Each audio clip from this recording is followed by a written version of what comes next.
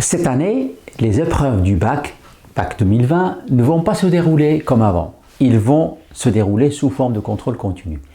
Et depuis l'annonce du ministre de l'Éducation nationale français de cette nouvelle décision, qui est imposée par le contexte international, par cette crise sanitaire internationale du coronavirus, beaucoup de parents et beaucoup d'élèves se posent des questions. Et pour avoir personnellement échangé avec eux ces derniers jours, alors les parents et les élèves posent des questions comme par exemple comment vont se dérouler les épreuves. Comment par exemple on va gérer les disparités, les variations de correction, parce qu'on sait que certains professeurs notent beaucoup plus sévèrement que d'autres. Comment par exemple on va harmoniser les notes le jour du jury. Les parents se posent aussi des questions toutes simples suite à un changement qui est très important. Ils se posent la question, est-ce que ce bac va avoir la même valeur que les anciens bacs? En d'autres termes, il y a un changement, il y a un grand virage qui est très important.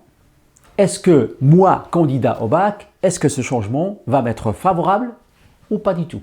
Je vous propose dans cette vidéo de faire un point ensemble sur les principaux changements du bac 2020 par rapport au bac 2019. Qu'est-ce qui change vraiment et qu'est-ce qu'il faut absolument retenir?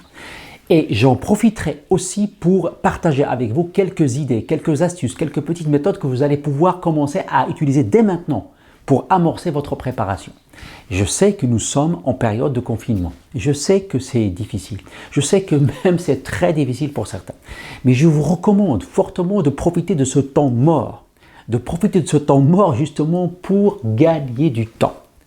Gagner du temps, pourquoi faire? Pour entraîner votre cerveau, pour vous connecter, pour appliquer ces méthodes et être bien rodé, bien échauffé le jour de la fin du confinement, le jour où vous allez rentrer. Parce que rappelons-le, quand vous allez rentrer, il va falloir déjà être sur la piste pour pouvoir décoller. Décoller pour une période de contrôle continu qui, si aujourd'hui on s'en tient aux informations dont nous disposons aujourd'hui, est une période de contrôle continu qui va durer 2 mois. Première chose, les notes que vous avez obtenues pendant le confinement ne seront pas comptées. Et ça, vous devez certainement le savoir. Mais ce n'est pas parce que ces notes ne compteront pas qu'elles n'ont pas de valeur. Bien au contraire, elles ont une superbe valeur. Si, justement, on regarde ces contrôles comme une véritable opportunité pour se préparer. Profitez de ces contrôles à blanc et de ces matchs amicaux. Les matchs amicaux ne sont pas des matchs pour s'amuser, ce sont des matchs de préparation. C'est comme ça qu'on les appelle. Et bien justement, profitez de ces matchs de préparation pour justement aiguiser votre capacité à analyser un énoncé, votre capacité à rédiger, votre capacité à faire des recherches, votre capacité à tester de nouvelles méthodes, votre capacité à calculer, à conjecturer, votre capacité à faire un brouillon. Profitez-en, puisque c'est gratuit et que, en plus, ces contrôles qui sont notés, la note ne comptera pas, mais vous allez avoir un corrigé. Ce corrigé va vous permettre justement de voir quelles sont les erreurs que vous avez commises et que vous n'auriez pas dû commettre, toutes ces erreurs bêtes. Et bien justement, repérez-les et déterminez pourquoi est-ce que vous les avez commises, pour déterminer une procédure qui va vous permettre de les éviter prochainement. Profitez-en, ça c'est un point hyper important, parce que maintenant votre professeur, c'est lui qui va corriger pour votre bac. Profitez-en pour le regarder maintenant avec beaucoup plus de focus, beaucoup plus de précision pour savoir comment il corrige. Comment il établit le barème? Quelles sont ses observations? Quelles sont ses remarques? Regardez son corrigé. Comparez-le à votre copie pour voir quelles sont ses phrases fétiches. Comment il aime que la copie soit présentée. Alors là, ces contrôles qui ne comptent pas, je peux vous dire les amis, ils deviennent une mine d'idées. Une belle opportunité qui va vous permettre de vous préparer sur mesure et de vous rapprocher au maximum de l'exigence de celui ou celle qui va devenir prochainement, c'est-à-dire votre professeur, votre correcteur du bac. Rappelons au passage que les notes des épreuves anticipées obtenues l'année dernière en première seront bien entendu maintenues.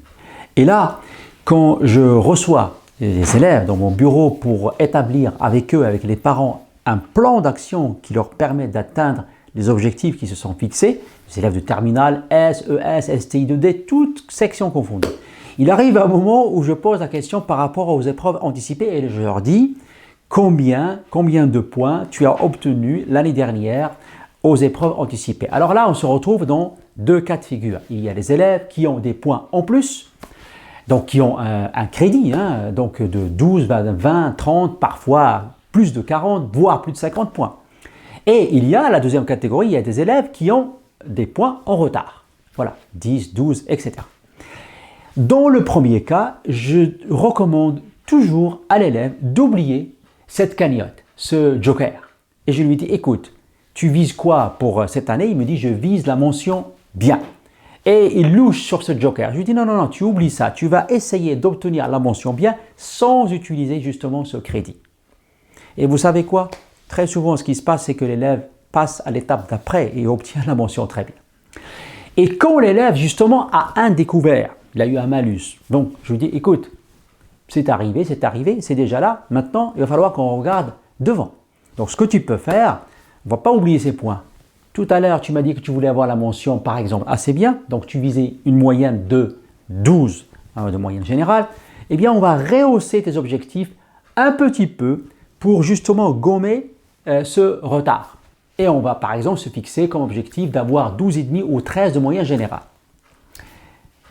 Et vous savez ce qui se passe dans la tête de l'élève? C'est que instantanément, il passe d'un mode où il culpabilisait ne pas avoir assez travaillé l'année dernière à un mode où il a tout d'un coup un challenge, un mode de conquérant. Il a envie de le faire. Et vous savez ce qui se passe? Très souvent, non seulement il gomme, mais il obtient l'objectif qui s'est fixé et largement. Parce que tout simplement, il s'est mis dans une posture énergisante, dans une posture de conquérant, dans une posture où il a envie de s'exprimer complètement et laisser s'exprimer totalement son vrai potentiel. Deuxième point important, les évaluations. Avant, le bac, c'était un sprint. Ça se passait sur une semaine. D'ailleurs, on disait la semaine du bac. Maintenant, le bac, ça sera un marathon. Ça va durer 2 mois. Si les informations qui ont été communiquées seront maintenues, ça sera entre le 4 mai et le 4 juillet. 2 mois pendant lesquels vous n'aurez pas de vacances. Imaginons que chacun de vos enseignants va vous faire 3 contrôles sur les 2 mois. Imaginons que vous ayez 7 matières. 7 multiplié par 3, ça fait 21 épreuves à subir pendant 2 mois. C'est juste énorme. Donc, l'effort qui vous sera demandé cette fois-ci, certes, ce sera un effort intellectuel, mais ça sera plus un effort de résistance, un effort où on va vous demander de rester motivé. Ça ne sera pas facile, ça durera 2 mois. Un effort, on va vous demander d'être endurant, de rester concentré. C'est ça le challenge. Donc c'est un marathon pendant lequel on vous demande de rester concentré, de rester focalisé et de rester motivé jusqu'au bout, jusqu'à la dernière épreuve. Et moi, je vous dirais jusqu'au 4 juillet. Et en parlant d'évaluation, voici un conseil qui va vous aider, j'espère, dans votre préparation. Vous allez rassembler dès maintenant toutes les copies que vous avez rendues depuis le début de l'année scolaire. Toutes les copies, que ce soit des devoirs surveillés, des devoirs maison, des TP ou des exposés. Pour chacune des matières, vous faites ce travail. Et pour chacune des matières, vous allez retrouver pour chaque devoir sur lequel vous avez été noté, vous allez retrouver et la copie rendue, et le sujet, et le corrigé. Et vous allez ranger toutes ces copies par ordre chronologique dans un classeur. Une fois que vous avez fini avec une matière, vous mettez un intercalaire et vous commencez l'autre. Et dans ce classeur, vous allez avoir en fait rassemblé dans un seul endroit, dans un même endroit, tout un tas d'informations sur chacun de vos enseignants. Puisque si vous regardez une série de copies corrigées par un professeur, vous allez tout de suite vous rendre compte comment il fonctionne. D'abord, vous allez savoir quelle est la fréquence de ses devoirs. Vous allez aussi avoir l'information quel jour il donne les devoirs. Vous allez aussi savoir en regardant les DS, les sujets, comment il les compose. Il y a des professeurs qui donnent essentiellement à chaque fois un DS qui portera à 100% sur à chaque fois le dernier chapitre. Et on a d'autres qui vont donner un DS qui porte 50% sur le dernier chapitre et les 50% sur tout ce qui s'est passé depuis le début. Donc en fait, ce classeur va vous donner tout un tas d'informations et de renseignements qui vont vous permettre d'améliorer et d'affiner et de travailler sur mesure votre préparation selon la spécificité du fonctionnement de chaque enseignant. Alors bien évidemment, ce classeur va vous aider à vous attirer, à bénéficier de la clémence et de l'indulgence de vos professeurs quand ils seront en train de corriger votre copie, puisque ça va vous permettre de vous rapprocher du correcteur. Mais vous pourriez me dire, d'accord, mais qu'est-ce qui se passe quand mon professeur est sévère, quand il est réputé très sec? Eh bien, d'abord, je vous rassure par rapport à ça, puisque le jour du jury, il y aura un jury composé de plusieurs professeurs et présidé par un inspecteur général de l'académie, qui, lui, veillera justement à l'harmonisation des notes de telle sorte qu'il n'y ait pas d'élèves lésés justement à cause de cet effet correcteur.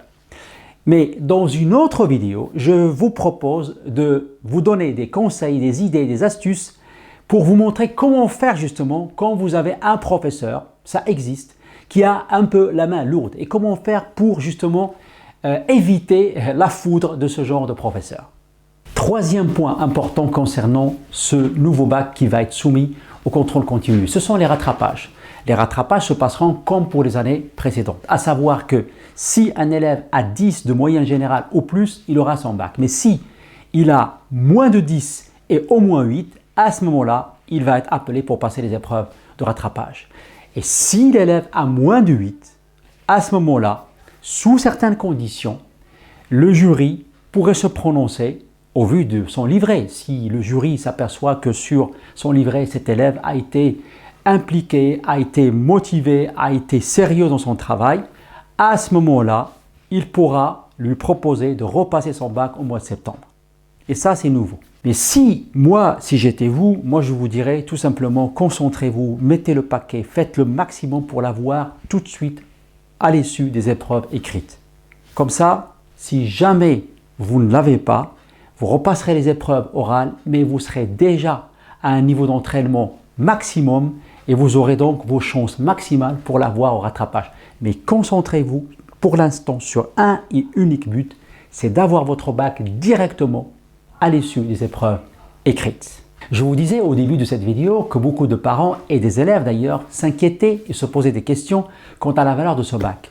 Eh bien, si vous voulez mon avis, ce bac n'aura pas moins de valeur que les bacs précédents. Rappelons-nous que dans l'histoire de la France, les gens qui ont passé le bac 68, et pour beaucoup d'entre eux, on raconte qu'on leur a carrément donné le bac. Eh bien, des années plus tard, des gens ont fait des études sur cette génération qui a eu, soi-disant, un bac qu'on leur a carrément donné. Eh bien, ces gens-là n'ont pas moins bien réussi que leurs aînés. Des études ont même montré que ces gens ont mieux réussi que les autres. Donc, rassurez-vous et gardez surtout à l'esprit que si le bac est important, le bac qui est donc une destination, et j'espère que vous allez l'avoir et je vous le souhaite de tout cœur, rappelez-vous que ce qui compte, c'est tout le travail que vous allez faire jusqu'à l'avoir. Parce que dans la vie, la destination c'est important, mais ce qui compte surtout, c'est le voyage. Alors, bon voyage. Cette vidéo est à présent terminée. Je vous remercie de l'avoir regardée et je vous remercie de la partager avec toutes les personnes qu'elle pourrait intéresser. Quant à moi, je reviendrai vers vous pendant cette période du confinement pour vous proposer d'autres vidéos qui vont porter sur la thématique de comment s'organiser pour mieux réussir dans ses études. Prenez bien soin de vous. Portez-vous bien. À très bientôt.